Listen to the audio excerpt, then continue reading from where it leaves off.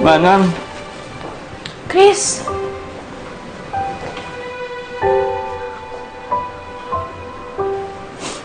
Ibibigay ko sana sa'yo ito ng graduation para kapag natulog ka sa gabi, parang kayakap mo na din ako.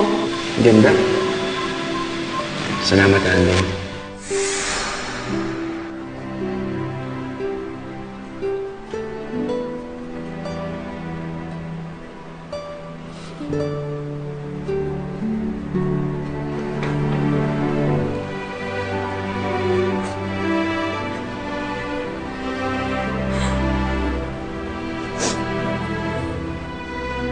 Anong may galing kay Manong?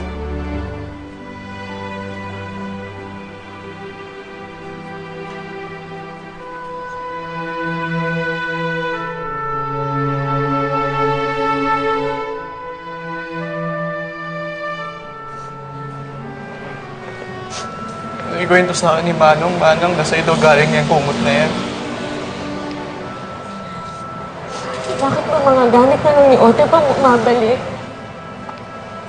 Nasaan na ba siya? Eh, may iba rin daw eh. Manong natatakot ako. Ang sabi ni Auntie, ihanda na daw namin sarili namin sa posibilidad na paano mo kaya nila ibinigay sa amin yan, Manang, dahil wala na si Manong? Hindi. Hindi siya patay. Buhay siya. Buhay si Otep. Kailangan lang nating maniwala na buhay siya at babalik siya sa atin. Naiintindihan mo ko? Ha? Babalik sa atin si Otep.